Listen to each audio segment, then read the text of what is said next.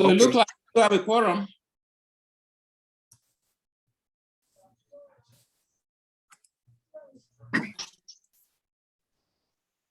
Barbara, can I ask specifically if you could check the names of the commissioner members against the attendees, because some of those online are not official commission members and don't constitute the quorum, just as a point of order.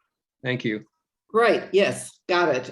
No, they are DOE folks who I'm sure know each other and can count up to see that we do not have a quorum.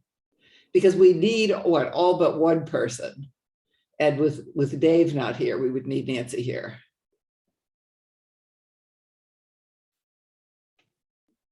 But since all our previous meetings have been without a quorum, this is like no big deal.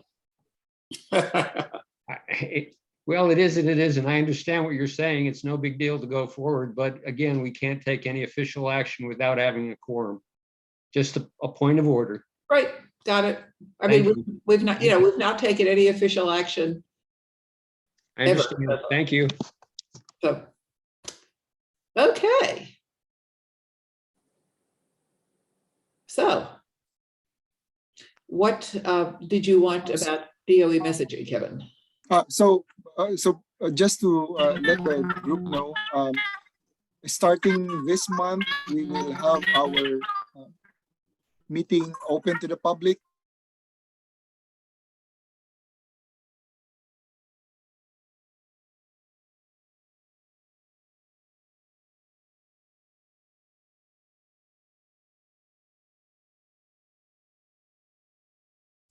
Can you hear Barbara, me?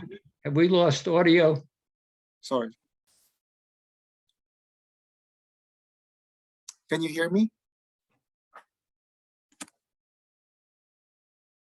Hello? Yes.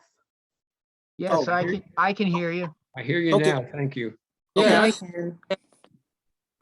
So before I turn over the floor to Barbara, I just would like to let the group know that we will have this meeting open to the public from this month onwards.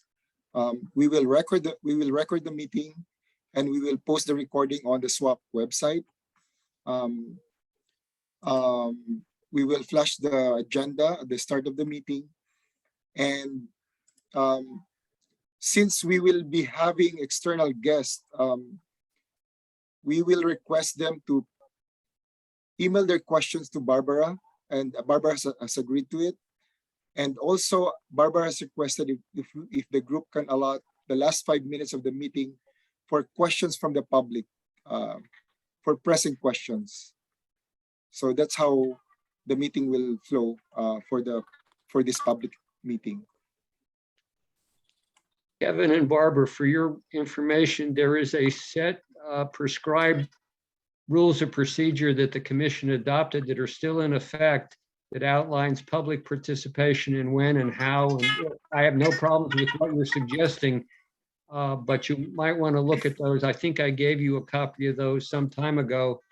And perhaps if they need to be revised, they should be sent out and revised. They were done in accordance with the Office of Law. Okay, Okay. I look for them. Might you or Kevin have a copy of them? Handy? Yes. The other commissions I'm on, they do that way. And I didn't want this to be a top-down thing. I'd like the commission members to decide on it, but I think, Kevin's idea of trying to save time at the 1 hour meeting, that if there are outside people and they have questions, that they would submit them to me. Sure, that sounds fine that they submit them ahead of time, but I wouldn't want to be the sole clearinghouse on that. And I know the other commissions I'm on always allot 5 minutes minimum or more, if relevant, to outside people who have questions, discussion, because their thoughts should come to the whole commission and not just to one person on it. It seems to me, at least. Any comments, thoughts on that?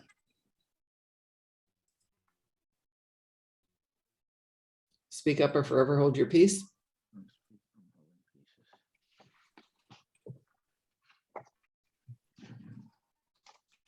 Are people hearing me?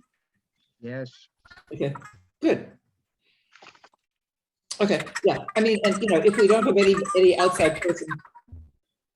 Are other people getting that feedback too? Yeah, I think that feedback is coming from Cola. Yeah. Somebody has something on that's giving feedback. According to the little box, it's COLA. Cola, can you turn your thing off? You should mute. Yes, okay. Yeah, I Thank you can. very much. We appreciate. And obviously, when you want to talk, please unmute, because we're not trying to keep you from talking. Yeah. So, we'll see if we ever get any outside people, if this is an issue. But we certainly, if outside people come, I think we don't want to have them feel like they are being not heard. Among other things, that's a potential good way of getting other members on the commission.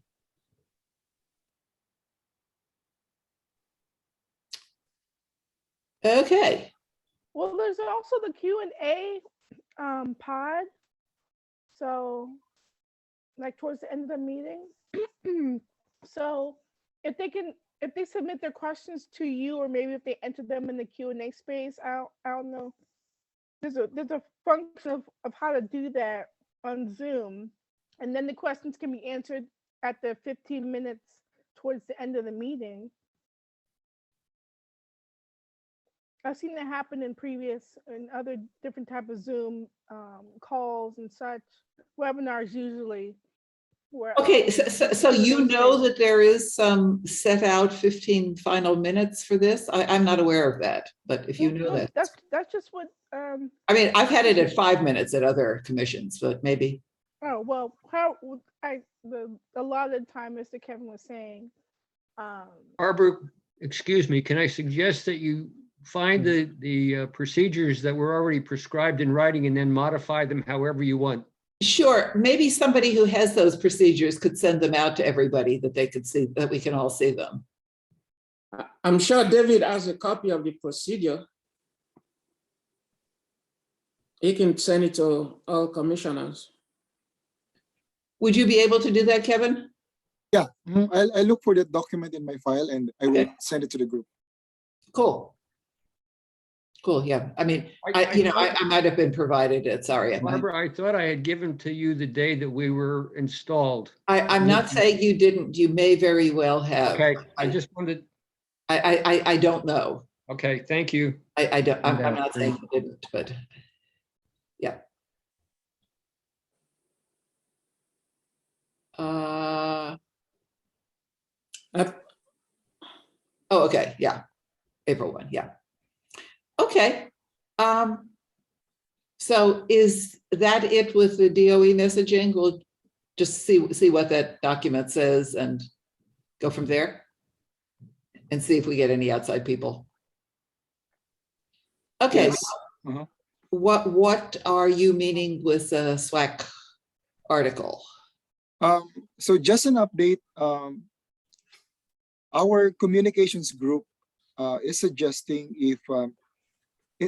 because Barbara, you were suggesting that the group, if the group can contribute articles to the Sprout, but the suggestion of our communications group is for the SWAC to have its own newsletter, just like what the Chesapeake Bay Trust Commission is doing. They have their own newsletter, but that newsletter will be subject to the DOE guidelines on publishing, which means that DOE will edit it. You will do the design and contribute the content of your articles, and we will do the editing of your articles. Who would it be sent to? We have our communications group, and what you can do is to come up with articles, come up with your design of the newsletter, and send it to us. And then it will be reviewed by DOE and the County Executive Office for publication. Okay, but is this going to get sent to everybody who gets the DOE Sprout, or everybody who gets the My PGC, or to who? It will be posted on our website and Right, but nobody goes to that. So who does it get sent to? to our communications group. We have our Okay, and who do they then send it out to? So Kevin, I can help out here. okay. So Barbara, what Linda Lowe, she's our communications manager for the department.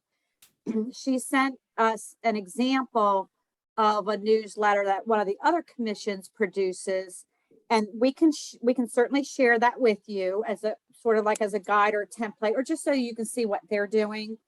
And what she has said though is, you know, assuming like some of the information that is going to go into the article or the newsletter that you may be drafting or the committee might be drafting, anything that's like county information that you're conveying, that's why the communications team, Linda Lowe's team, would be reviewing it for the content.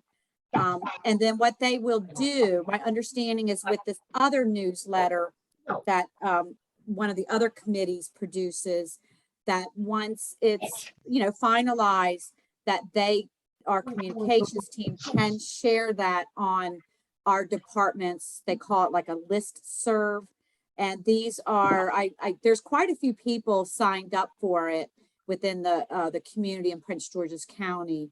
And it gets pushed out or, you know, sent out to all those email addresses. Is that the same list as who gets the DOE Sprout or who gets the I believe PGC or who? I believe it's the same listserv, yes. But Okay. we can verify that. So what we'll do is we'll send you the sample that she sent to us, and we'll also verify I'll just call it the listserv and the approximate number of email addresses on that. So we'll get that information over to you. But I do believe it's the same listserv that gets our DOE Sprout and other newsletters that or information that department sends out. Okay. So I would like feedback from the other commission members. My gut feeling is everybody is inundated with emails and messages and newsletters and stuff, that getting a whole other kind of newsletter, I'm not sure that people are going to appreciate it super much or it's going to be read very much. I would respectfully submit the idea that just us having occasionally an article in the DOE Sprout that probably are more people are programmed to read. Yeah, so unfortunately, we did not, because that's the question we posed. We actually had two. I think the first question was if SWAC could, you know, draft one of the newsletters. And then the second question was, could SWAC submit an article? And unfortunately, we received a no response to that. And we know that's not what, you know, you necessarily want to hear, but that's where they recommended, you know, what could be done. Who is they? Linda Lowe, she's our communications manager. Okay, so it's Linda Lowe who will not let us put it into the Sprout. Right, and she works under the direction of both our director, Andrea Crooms, and the direction of our county executive's communication officer. So, and I feel confident she checked with both entities. But what she is recommending, actually, I read and I've seen the other one. It's quite nice, and I don't even think it has to be a whole newsletter. But let's just say, you know, you want to write an article. It could just be a one pager, for instance, of maybe some additional information over and above. Maybe, you know, if our, you know, let's just say, let's take the reuse for an example. Initially, we did not have, you know, adequate information, or we didn't promote it enough, or, you know, whatever the case might be. You know, SWAC could develop, you know, say like a monthly, like we do Tuesday tips as well in our department. but maybe SWAC wanted to do like a monthly, whatever you wanted to, name it. And it could be something that, that SWAC feels, important to highlight, or, to remind residents or citizens or the business sector, or, it doesn't have to be a whole news article, but you might just want to, put together like a one, I'm just going to call it a one pager, or, an article or something. And I think that would be nice. And then it would get, emailed to that listserv. And I mean, I feel like people would read it and take a look at it, because these are people who, in addition to our county employees, they're people who did purposely and intentionally sign up and provide their email addresses to the department in order to receive information. Yeah. So, I mean, I think it's a great idea. And I mean, myself, I love to write, and I've always, I think something like that not only would be informative, but I would think it'd be something that might be fun to do. But I guess you can think about it, and I'll send this example of what she sent to us, and we can go from there. And additionally, if you want to have a further conversation with Linda Lowe, by all means, I will most certainly give you her contact information as well. But that is what, we're conveying to you exactly, what, we were informed. Okay. Yeah. Okay, it seems to be, yeah. So Yeah. what do other SWAC people feel about this? Comments, guys? I mean, I think, Barbara, I think you already reiterated this. Hi, this is Alexandra. But I would second the idea of us plugging into a larger communication versus us developing one on our own, just because I think it would show that, an alignment, so to speak, on, larger initiatives that are happening. It would show that also it would raise our visibility as well to audiences that are already plugged into that. Also, too, I think with developing, separate material, you're really trying to reach people, honestly, who may not even know, what the commission does, or may not even be seeking this information out. So I think we also have to be strategic about that as well. And I just think to, kind of start things off, I think it would be of interest, and this is just my opinion, that I think it would be a benefit for us to plug in versus to develop our own. But I defer to others on the call if they have anything else to add. Yeah. And Excellently stated. Who else? So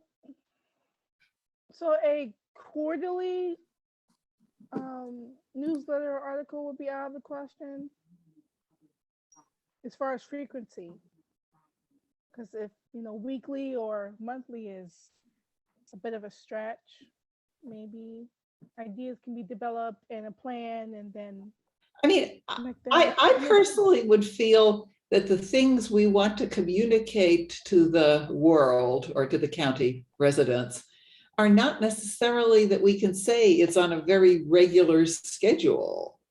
It's, when the composting is coming out, we want to right away say, hey, this is why it's good. This is why you want to participate. When the bulky trash is coming out, if they're not saying about repurposing, we want to right away say about that.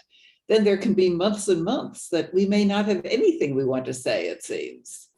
So I would think we're going to hamstring this and make it funky if we try to do it on a regular basis. That's why I really agree with Alexander that if we can have it piggyback and that it looks like we're working with the DOE and not in parallel, but completely independently. But let's hear from others on that, on this. Bill, just going through my list here. Comments?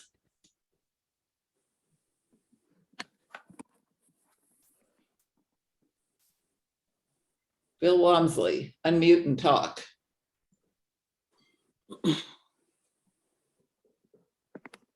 until we have something to write about, it's sort of somewhat of a mute question, you know? No, but we've recently had two things, because one was, at least I feel really strongly that all of the, maybe this was before you joined the SWAC, sorry, that the wonderful program of the county collecting the organics, that is the food wastes, which is terrific. But at least all the mailings that I received, zero had any indication that this was good for the environment, that this would save the landfill, that it was fantastic for, you know, reducing methane, for keeping your trash from smelling. They gave no reason why you'd want to do it. So even the people who are very civic minded in my civic organization said, why the hell would I want to do that? So I think, you know, there, for instance, it needed it right away. We also got, spent a long time trying to get the county to do a notice like the one that came out today, which was terrific, of thinking about repurposing rather than just putting stuff out for bulky trash and having it go into the landfill when somebody else could use it. And to be able to, in a very timely manner, get messages like that out. I Well, think it doesn't sound like it's necessarily going to be timely, because it was stated that it's going to have to go through DOE approval channels and everything else anyway. So theoretically, timeliness yeah, is not today. something that's built into it. No, but that theoretically, you know, I mean, theoretically, maybe you send it to Andrea Crooms and she, you know, she often will answer within 10 minutes when you send to her. So maybe it could be a quick thing rather than a long bureaucratic nightmare. It Barbara, depends what the channel is. Barbara, do you know how often they put out that sprout? Monthly. It is a monthly publication. That seems to be the schedule I receive it on. No clue. You know, if they're willing to allow you to put a little article in each one of those, I think that's the smart route to take. That's what we had asked for. If- Okay, if- you're in favor if- of that too. Well, and if they say that's too frequent, you know, anything is better than nothing. You know, if they say every other month, or when the need arises, can we put something in? And you know, you may be right, or whoever made the comment that once you get flooded with these things, you don't read them. But you know, it is important, I think, to get a message out periodically. Okay, good. Okay, so far we have 3 votes for that. Let's see. Jonathan. Yes, I think I am in support of collaboration with DOE with all these messaging coming out. So that it doesn't look like we have a separate article that we are publishing, and DOE also have theirs. I will recommend that I'm in support of collaboration with DOE. So That's if by in collaboration, you mean that it would be part, that we would have an article within like the Sprout or something? Exactly. Yeah. Okay, cool.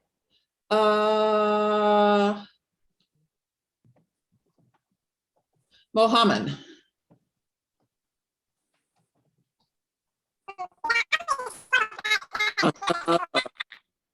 Oh, you're Mickey Mouse again.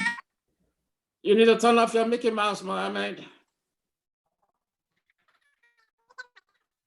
Maybe he's trying to speak and that's how it's coming out. I don't know why it's doing that. He's had troubles with this in past.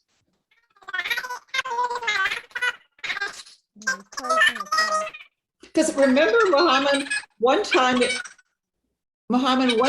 worked when you telephoned in and you put your computer on mute to get the picture, and you did the audio on a landline, I believe.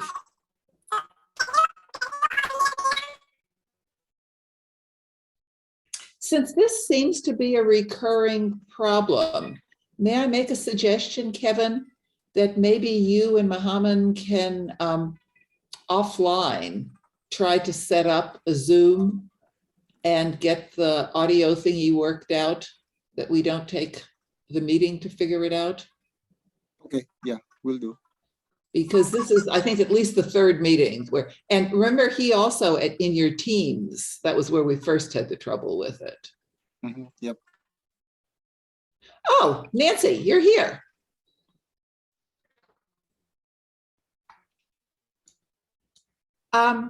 Yep, I've been here. Oh, cool. Okay, sorry, I didn't notice when you came in. What is your feeling about the SWAC doing a completely independent publication or trying to appeal to Andrea Crooms to get her to agree that we can occasionally have a short column in the Sprout or in one of those? I guess I have mixed feelings, partly because what I hear Merrill, I mean, I understand as an institutional agency that this is their publication. Well, they would get to review it and rewrite it or nix it. We're not trying to sneak something in under their radar. It would No, be- I understand that. So. And, Melanie, yeah, are you so- there? I do, this is Marilyn. I'm sorry, Nancy, I didn't mean to interrupt, but I just wanted to make sure, because I don't know at what point you came in, but so it was, I just wanted to reiterate that Andrea did not approve it. So if SWAC went back and asked again, it would be a second ask because, you know, Linda Lowe reports to Right. Andrea. And so she's already in consultation with the county exec's office, had said, you know, again, you know, that's an internal, but offered this other option. And Are what you I do want to say, what I want to say again is that if, let's just say if it still comes back, no. I mean, I know SWAC generates a report at the end of its, what word do I want to use? Tenure of, you know, this particular committee, and part of what you could then recommend within your report, you know, would be to the county execs and council that, you know, you might want to recommend that different boards and commissions be allowed to submit an article into the various agencies' newsletters. But I'll just end at that, and I didn't mean to interrupt. Thank you. No, thank you for clarifying. Yeah, I Barbara, guess with all due respect, please let me finish. So it seems to me it's likely that they're going to say no again. That this is this is an institutional policy. It's not necessarily about us. And I think Marilyn's suggestion about, I don't know if there's a vehicle for addressing an institutional policy with communications. Now, you know, my experience with a lot of institutions that they're very strict about this kind of thing. So I think we need to realize that this may be a no for a period of time, and then let's look at plan B. And I'm not saying we shouldn't advocate for it. I'm just saying that it may be a broader issue across all the boards and commissions that they just don't allow this. Right, yeah, I understand that. But I thought when Marilyn, you first said this, you said it was Linda Lowe who said it, and you weren't convinced that, it sounded like you weren't convinced that it actually came from Andrea Crooms. Yeah, no, I'm sorry. So yes, Linda Lowe, and so she, in consultation directly with Director Crooms, and she also, so, you know, has to vet, or did, you know, has to vet that type of question also to the county executive's communications director. So it, you know, it was a twofold request that she had to, you know, both speak with our director and the county executive's communications director. And she did that, you know, she talked to both of them. Oh yeah, yes, that's something she would have definitely vetted before she responded. Yes. Who is the county exec's communication director? Yeah, gosh, I was afraid you're going to ask me that. I don't know that person's name offhand, but I can definitely, I'll email you. Thank you very much. Yeah. Yeah. Yep. Okay, yeah, I mean, so, you know, if we have lost our appeal already, then obviously being able to put out something is better than putting out nothing. But if, well, we can remember when we talk to any of these people to, once we hear who they are, to put in our plea. Mhm. Okay. And Andrea Crooms had also said when the county is hopefully soon selecting the company that was going to be doing the messaging now for DOE, that we would get to talk with them to put in our comments. And so we're obviously hoping that that will come to fruition also. I do Yeah, I think, know. Yeah, so I do know that they are, they will be reaching out to various people within the community. I know Denise Curry provided some names.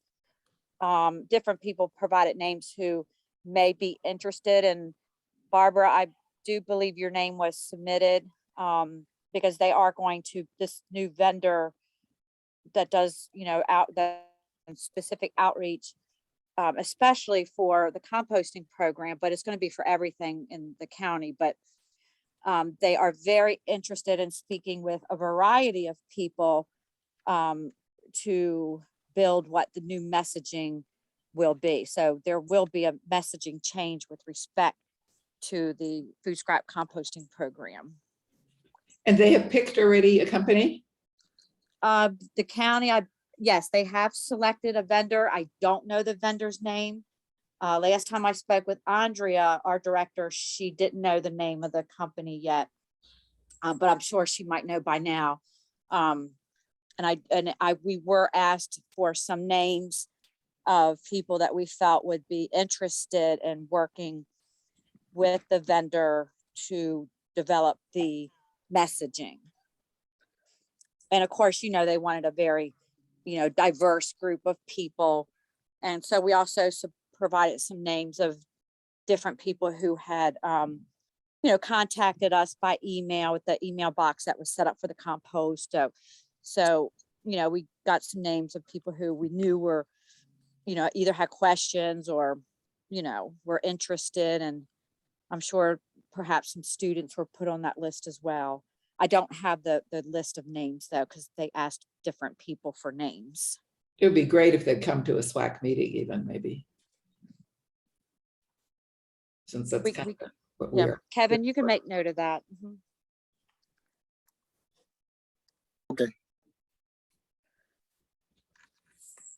Okay. Well, let's hope. And we have no feeling on a timetable of anything like that.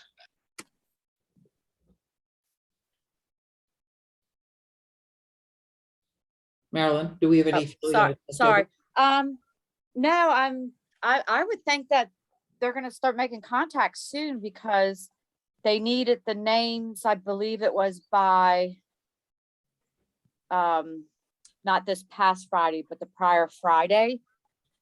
And so they've had names for at least, about a week now, week and a half. And they wanted the names relatively quickly when they asked us, like we had 2-day turnaround time to, give them names. So I would hope it would be soon. Okay, well, I'll let you know if they contact me. Okay. And then I will also put in a plea that they come to the entire SWAC because everybody should get their say. So anybody who I didn't ask for their comments on this, I think was kind of water over the dam already, if this indeed has already, the idea that we have an article in the Sprout has been, if it's been nixed by both the county executive and Andrea Crooms. It's like we've lost on that for right now. So maybe our best approach is to write up a short one-pager, as Marilyn suggests, that they can put out and hopefully see that we are so elegant and have such gorgeous prose that they would be thrilled to have it in their DOE Sprout and will reconsider. so would this go to the same mailing list as the Sprout? I believe so. And I'm going to double check with Linda Lowe, Linda's our department's communications manager, but our department maintains, I call it a listserv. And these are people that's quite large. I'm not sure exactly how many people are on it, but I think the list is pretty impressive when I did see it once. And these are people who specifically, submitted their email addresses to our department who, want to receive information. So it's a good listserv, I'll say. But So- I'm gonna Well- verify if it's the same, I'll find that specific question out so I can make sure I answer it properly. I'll And then argue, Marilyn, would somebody from the communications team edit this document or approve it? What would the process look like? Well, what they look at, so if, like, for instance, on this other example newsletter I have, can't remember which committee it is, but I'm gonna forward that to Barbara. What our communications, what they do is if there's any information in the newsletter or article that has to do with like a county sponsored event, let's say, they're just checking to make sure that everything is, like the date, the time, the what, the what, where, who, when, how is all the correct information. And that's primarily what they're checking for. Well, that seems But- pretty fantastic. I mean, that seems like kind of a great thing to, if that, if there's a large list, we could potentially reach a lot of people. Yeah, Kevin, did you bring this one up? This is the Alright. newsletter, Chesapeake Bay Trust Commission, and this is what they publish. Yeah, so this is how this is how this other newsletter goes out. That's not necessarily, it's not the department's newsletter, but it's the town of Edmonston's. And so they write this and they send this out and the department sends it out. Yeah, so Kevin, if you want to, and you'll see the county logo on there, our departments, their logo. And Great. so some of the information is, I'll just say like restated information that the county that we've already sent out, but, they put their own, they might use their own graphics or, write the article a little bit differently. Mhm. And again, what our department just checks for is to make sure that, the what, when, where, all that information is the actual correct information. It seems like we could really use, I don't know, how frequently could we do it? That's up to the, up to SWAC. I mean, we could do, for example, like a topical one, like one just on reuse and one on zero waste. We could do one on all on composting. And I think that would be a fantastic resource and invitation for people to get more involved and come to our meetings. But also, I think it would be a great resource. Mhm.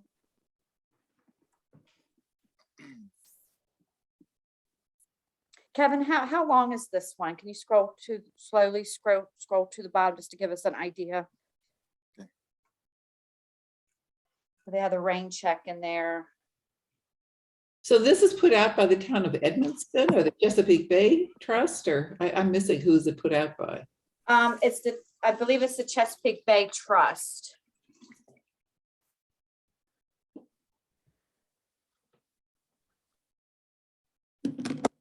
Oh yeah, there it says. Yeah, so I agree with Nancy. This could be a great way to try, since it's going to people who presumably have an environmental bend or they wouldn't have signed up to get this newsletter. And it looks like they've included the hyperlinks, if you want to contact them or more information about the trust. Yeah, so this could be a good way to try to solicit more members for the SWAC, assuming the 9-member commission bill doesn't get through the council. And then Kevin, if you go back up top, you'll see, so they have a logo that they used. And then you'll see, because it's in partnership, the county's seals on there as well as our department's logo.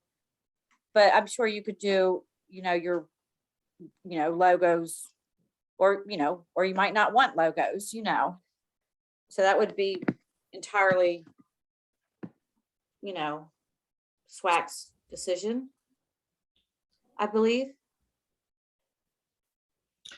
Okay, so then why don't we think about coming up with something on repurposing and something on the advantages of doing composting, which are, I think, the two topics that we have talked about we felt the most needed additional information to go out on. Okay, and Barbara, Kevin will email this to you, okay? Yeah, I will. Or to the entire SWAC, hopefully, please. Yes. Cool. Okay. So I think the next thing you had on the agenda was unfortunately, Dave isn't here to hear. Has there been any advances with the North County composting idea? Yeah, so Andrea will try to provide an update next month because the department is still doing some diligence on the location of the proposed or the facility. So and there's also a plan to talk with the Park and Planning Commission because that property is owned by them. So we'll provide an update on this next month. Cool. Does that mean that Andrea will come to the meeting next month too when you say she'll provide an update, hopefully? We will see. We'll try to ask her to Great. That would be fantastic. provide the update. Yep. Okay, that would be fantastic. What did you have for the bulky trash repurposing?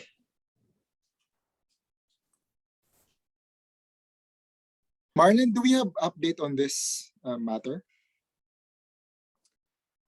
I'm not sure what the specific, if there was a specific question or. I mean, it was a great mailing that came out today on the importance of repurposing before you throw the crap in the bulky trash. Yeah, and I know our next, I believe it's the Sprout, will also have a larger article in it about repurposing as well. Fantastic. Yeah, and so we are, so with the whole new bulky, whereby our contracted haulers are collecting the 2 items, what our plan internally, what we plan on doing is piloting an area of the county where we know some gently used furniture, gets set out at the curb for pickup.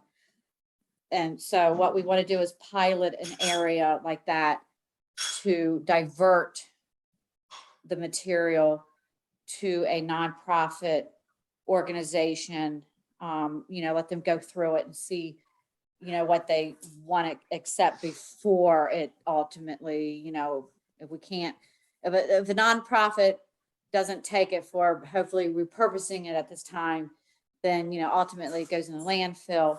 But we're hoping to work with, we already reached out to one in-county nonprofit organization. And so we're hoping to get something like this off the ground, probably starting in July, because that's the new fiscal year. And we're calling it a pilot. We'll see how well it goes.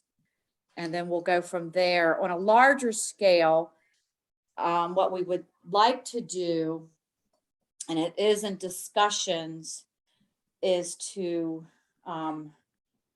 build a reuse center as part of our, resource recovery division, where it would be an enclosed building to keep materials dry, where we could, again, divert a larger amount of, I'm just calling it gently used items, to keep it covered out of the elements, and perhaps work with, of course, we would have to work, with a nonprofit group to see, who needs the materials, and how we can get those items out to, people or families in need, or,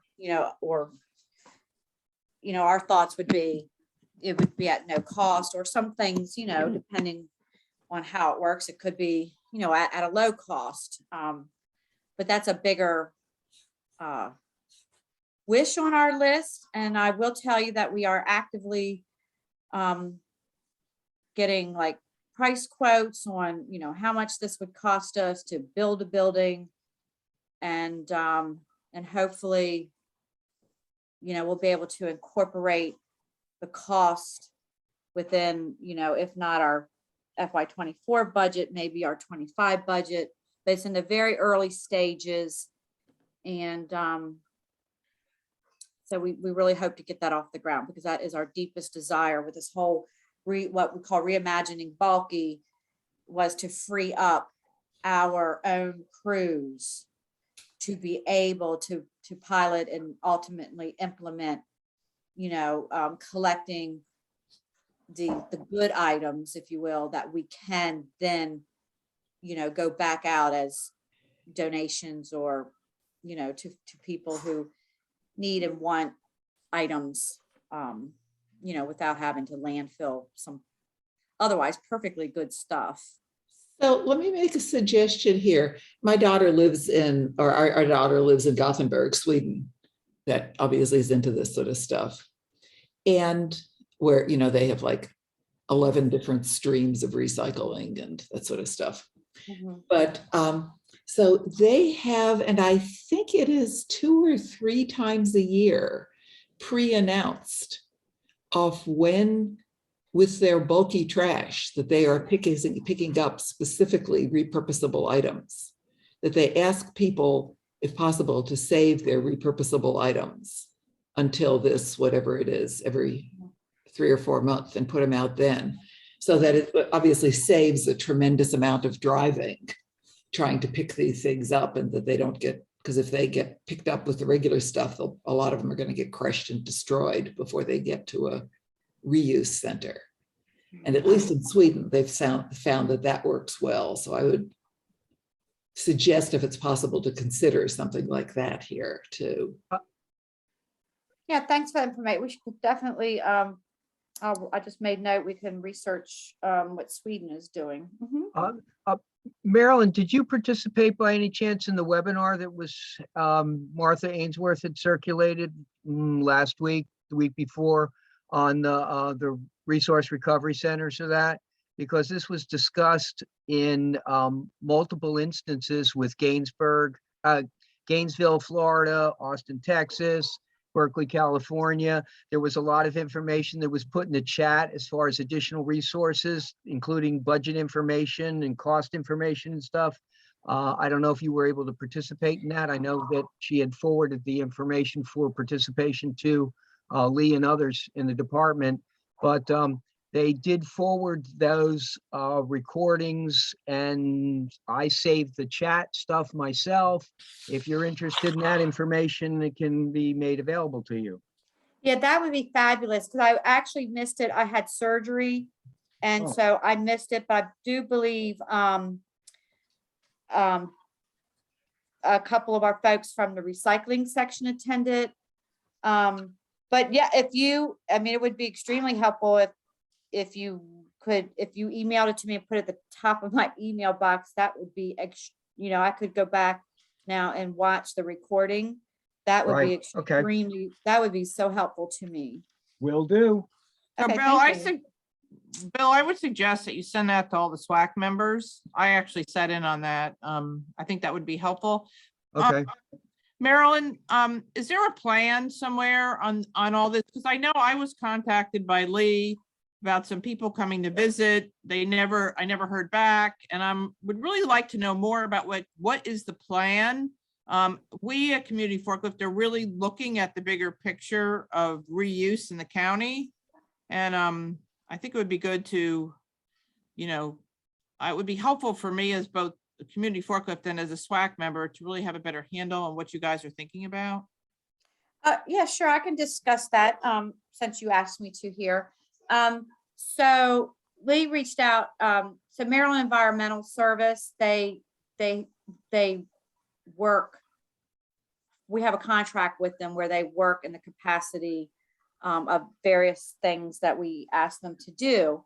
And so one of the things we asked MES to do was to provide us with an estimate of how much it would cost for us to construct a, reuse center, which would be a covered building, in conjunction with the conversation, the meeting that we had with Andrea, the meeting with you, Nancy, in that conversation with respect to community forklift and having, I think you called it like, what did you call it? Like sort of like community satellite,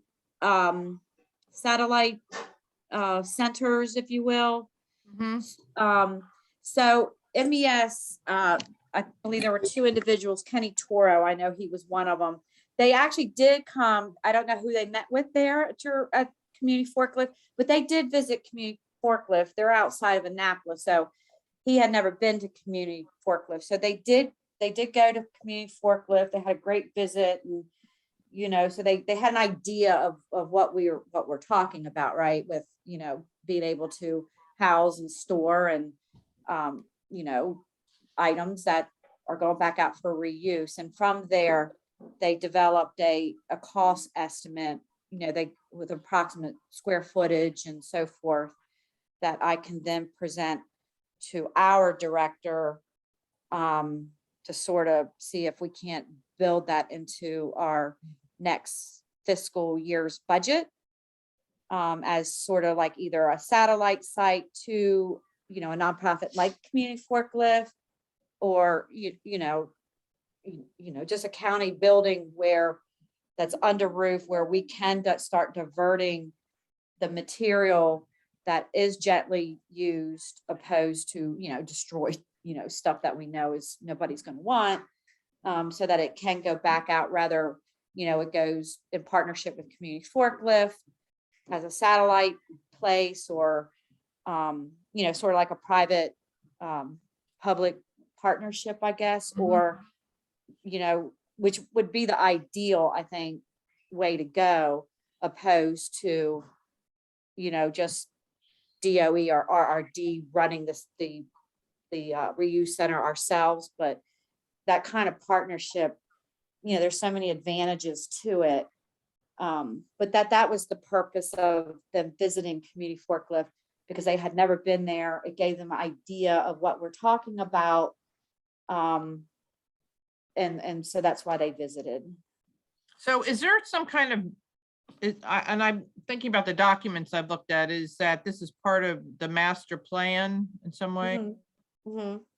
Yeah, so within our, I believe, and Kevin, you can correct me if I'm wrong. So in our 10-year solid waste plan, we do talk about, potentially having a reuse center in the future. But as part of our resource recovery master plan, which we're in the process of updating, we talk about a reuse center as part of our whole resource recovery, because we just know that there's so much going out as bulky trash. And granted, a lot of it that does go out at the curb is in pretty bad condition.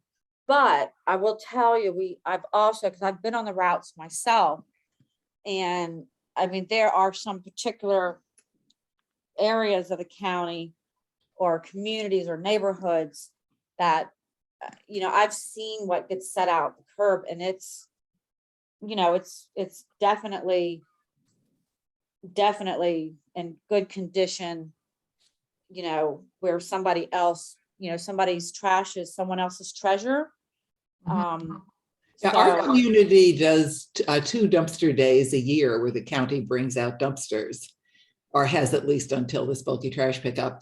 And there I always take my horse trailer down, and we completely fill up the horse trailer and the truck that pulls it with good repurposable things that then I take to a charity each time. There's a ton of good stuff that comes that way. Yeah. And so the second thing with what we call reimagining bulky with our in-house crews.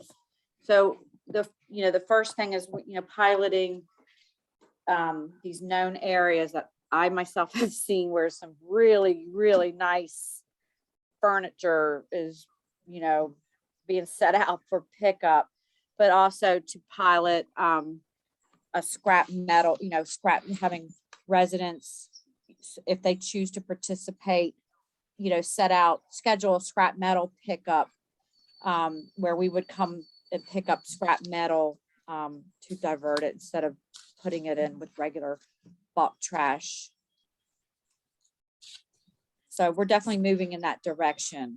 So let me just ask one more question, I'll stop. And that is MES then also going to provide the kind of, infrastructure or the plan for how this all would work in terms of really kind of creating this whatever size resource recovery park that you're talking about? No, I don't think so. I mean, the only thing I've asked them to do so far was just to, because I reached out to Lee, and I really wanted to get an estimate on, what size square footage would we be looking at and about how much would that cost? This would be at Brown Station Road. Yes, and this was a result, of the meeting that Andre and I had with you and a couple, I think, your board members there at. Yep. Yes, so, I really needed an idea of the cost of the building a building. Right, know, right. Okay. covered.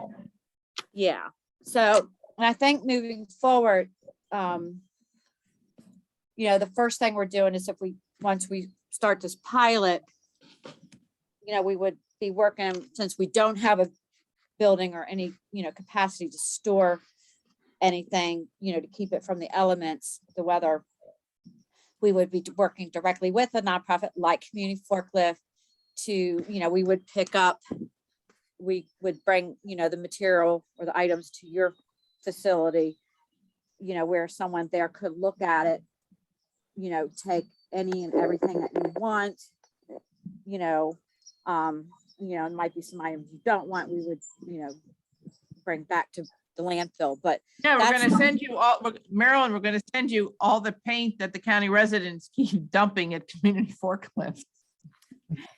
I know, we still need to work on that. I know. Yeah, no, this is yet another example of the messaging that has to go out that could be really, we could make it way better. Yeah, well, so Nancy, we could meet again on that. We might actually have a solution for that. Okay. Well, we Great. have, we gotta revisit that. Okay. Okay. While this is a very Marilyn, valuable, so in the next couple of weeks, we should probably just set up another time to talk or something. Okay, we'll do. Okay, great. Thank you. while this is a super valuable conversation, and I don't want to cut it short, the meeting is getting very short on time, and we wanted to put a few minutes on this class 3 fill, Mhm. which Chuck has Oh, brought that's up multiple times, which Kevin found a permit for that says that they're allowed to clear 25 acres and 10 acres even ahead of doing any work on it. And then Wow. Chuck just recently came back with information feeling that where they're clearing is not within the permitted area. So I think we should have Chuck present his information on that we can discuss that for a minute, because this thing has been going on for months, and anything we can do to expedite the process. Thank you, Barbara, for that. In fact, the fill that's been there for many, many, many years is along Brown Station Road in the Robshire subdivision, directly next to Pepco, directly next to the service road to the county landfill. They have recently cut down more trees immediately adjacent to the fill, but then they've also proceeded down Brown Station Road to other areas that are not within the permitted area, including at the corner of White House Road and Brown Station Road, which is well outside the permitted area. The operator of this class 3 fill recently acquired these additional properties. Maryland Reclamation recently purchased the properties, and they are clearing them. And the question is, did they get the proper permit to clear them? And is their intention to expand the fill? The residents of the neighborhood are quite concerned about what's going on and can't seem to find out exactly what's being done and why it's being done. But it is a very large forested area right at the corner of Brown Station Road and White House Road that proceeds east along White House Road towards 202. And that is not within the permitted area. So Kevin, we were hoping that at this meeting, you were going to have somebody present who could address these things, that this person and Chuck could talk, because it seems like we're just going back and forth and never getting answers on things. You know, if you had somebody who was there who could say, yes, we just gave them a permit, or had no idea, got to look into it. Barbara, if I might, Kevin did provide a copy of the permit. It's not a recently issued permit. The permit they're operating under is a very old permit. There are some 2021, I thought, January 2021. There are some conditions in that permit, such as marking the reclaimed area with permanent markers. I don't believe those markers are in place. And if they were, you would clearly see that they are cutting outside the permitted area. So Kevin, could we at the next meeting possibly get whoever would be verifying that these guys are working within a permitted area? Yes, so right now, the matter is with Park and Planning because DPI referred us to them, and we have forwarded a copy of the permit, and Park and Planning is checking the tree clearing permit that facility has. So hopefully we can provide, we can invite a resource person from Park and Planning on that matter. But I will keep updating Charles about it once I get new information. So yeah, the matter is with the Park and Planning now. Barbara, can I ask you? I'll add to what Kevin did attempt. He requested someone from, the Park and Planning Commission to attend tonight. So obviously that person is not on the meeting tonight, but we should be able to get the person for the next meeting. Maybe it's just that they needed to go in and, check some things and be prepared to speak on it. And maybe they just weren't prepared by tonight's meeting. Because he did reach out to them to attend. Thank you very much for reaching out to them, Kevin. But I think the fear is, as Chuck has expressed, that if these guys are clearing and we take months to get the appropriate authorities out, all the trees are flattened. So telling a tree that's already been flattened, yep, you should have stood, isn't a very good environmental policy. So it would be nice to expedite this, that either we know to not waste the time on it at meetings, or if these guys are working outside of the permit, that they get stopped ASAP and not months later. And Barbara, I think we all should know if they're clearing it with the intent to expand to another class 3 fill in that area, or another kind of fill, so that they can brief the commission on what their intentions are if it relates to solid waste in any way, shape, or form, because they are a solid waste operator. So Kevin, did you express to your contact person that there was a concern that they're clearing outside of the permitted area? And if that wasn't specific, can you reach back out to them tomorrow with that concern so that, they can check that immediately? Yes. Yep. Okay.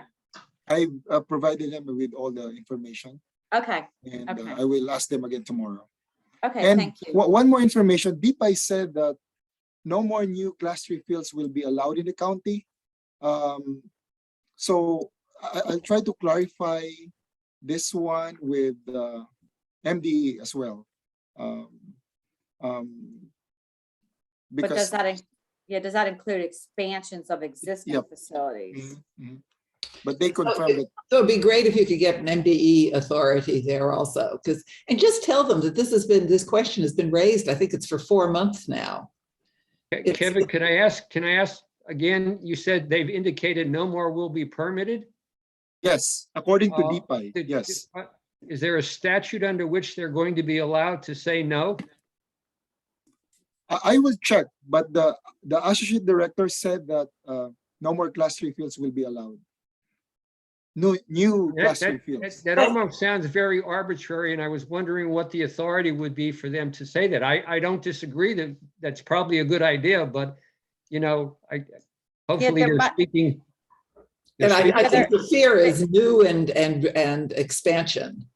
Yeah, Yeah. so I'm thinking that there must have been a county resolution that if DPI came out and said there will be no more class 3 fills, no new ones permanent in the county, there must have been a county resolution on that. So we should, and we'll look that up, and we'll contact DPI again, because we should see that resolution, which then would be incorporated into the county code. Yeah, that may go back to when the Environmental Justice Task Force issued their 2 reports, because one of the things that was in that, were in those reports, was a recommendation that the county limit or not permit additional class 3, 1, 2, and 3 fills. Mhm. And Okay. they tend to be concentrated for some reason in District 6. We're Yeah. flooded with them. Well, Yeah, let's try to get information for the next meeting, please. Thank you. Yeah, and we'll also have to clarify what applies, if anything, to existing, class 1, 2, or Right. 3 fills. Expansion.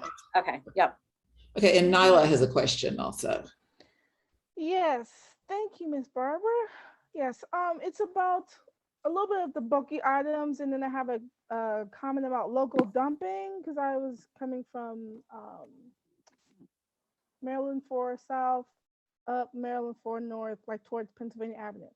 But when it comes to the couches, like for example, that's a bulky item. I have one, and I know that it can be by the curb, but it's usable, somewhat good leather that could be obtained from curbside, and the staff take care of that. There's wood there, metal, other types of materials there, instead of it going to a landfill. What type of processes happens so that dumping it and preventing that is great, but because those are valuable, good resources with that couch. Is there, and it's probably not good enough for the thrift store. That's what I'm asking. And then second point is, I don't know if there's a legal dumping site off of like going towards like Suitland area. It's right past the where the old Murray's used to be. If you're coming from Maryland 4 North, like you're going towards Forestville, Pennsylvania Avenue region. I saw a mattress there and all these different piles of sand and other gravel materials, and I was just wondering if anyone else saw it, if it should be reported. Should this be a matter for the Environmental Crimes Unit? Yeah, so that mattress, was that in the middle of the road, on the road adjacent that runs parallel to Route 4? It was like maybe 10 plus dirt piles of all different colors, and there was a mattress on the left hand side, like parallel to the road. So this is where all the traffic of the trucks and stuff, Yeah. and then the mattress is like in the foreground of the dirt Right. piles. Yeah, so it was maybe a week or two ago.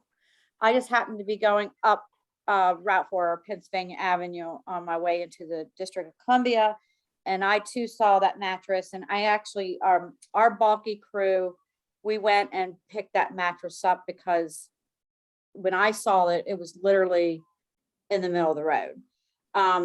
But I did notice a lot of other dumped material. And interestingly enough, it was like maybe a day later, we received an email from a resident who reported the same, all the stuff being dumped on the side of the road. So Tia Rutherford is the Prince George's County's litter czar. So I did forward all the information over Tia. She did draft a quite extensive response. Now, the material, a lot of the material is in the state right away. And I know she was in contact with the state of Maryland to get all of that material removed. I don't know how long the state will take to get out there to get the material. But I didn't see it on the side of Route 4 where you're speaking of Murray, where Murray's used to be, or I guess it's not there anymore, but I can Well- bring that to Tia's attention again. Okay, Yeah. or I could email her because I was just emailing her not too long Okay, ago yep. this month about litter pickup because I'm beyond the Sierra Club on XCOM. We were talking about adopting a pond or a stream, and we were networking to try and get that done. So I can give her a call, or Miss Barth too, because she's great to contact as well. Okay, well I'll Yeah, and then your Okay. question about basically deconstructing like old bulky material, because there's leather, there's wood, there could be metal. We don't, the county, we don't have a county type of machinery or resources to do deconstruction of materials, because I even know like mattresses, just about everything on a mattress can be, pulled apart and recycled. And I'm not aware, well, I don't know if Sun Systems in Beltsville takes furniture for deconstructing. I know they take C&D materials and things like that they source separate. But we can check into Sun Systems in Beltsville. It's a privately ran facility to see if they take like old furniture. I don't think they do, but I really don't think they do, but we can double check. I'm not aware of any entity in the county that's like deconstructing furniture, to get the different types of materials for recycling.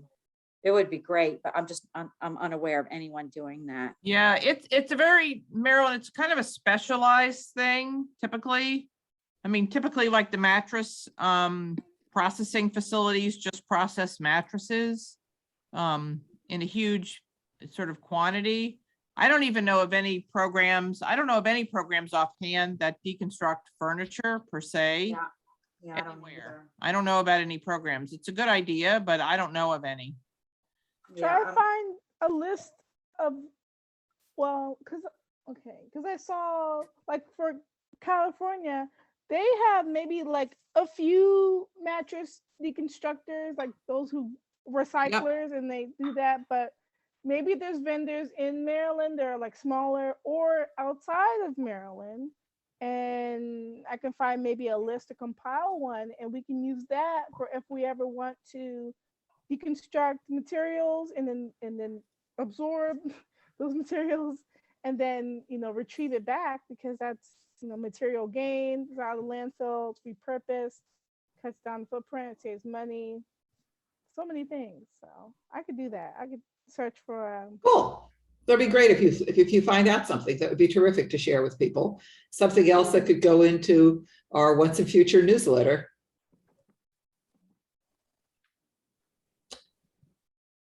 So I don't know how serious we are with this meeting from 6 to 7, but it's now 7:20.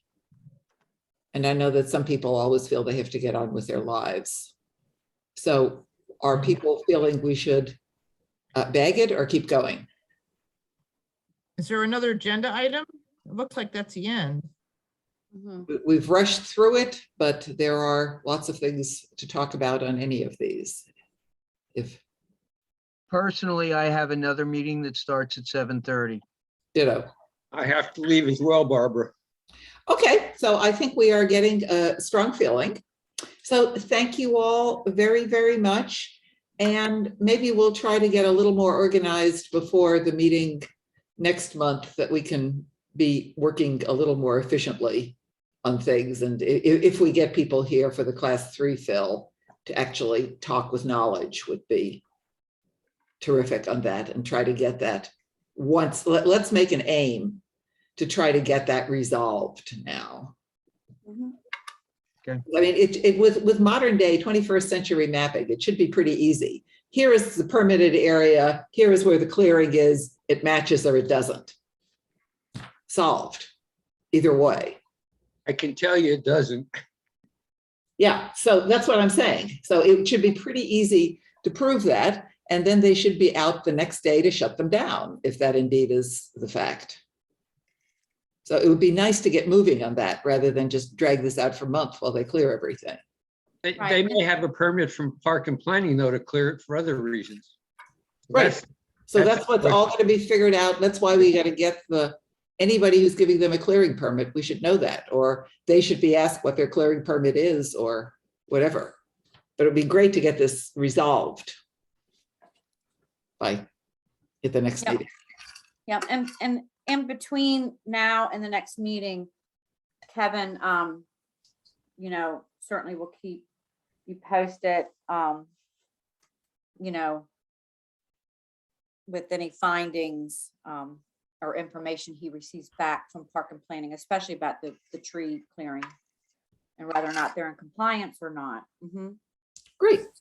Mhm.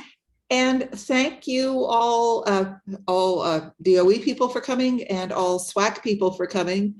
So except for Dave, who had announced he wouldn't be able to be here, I think everybody was here.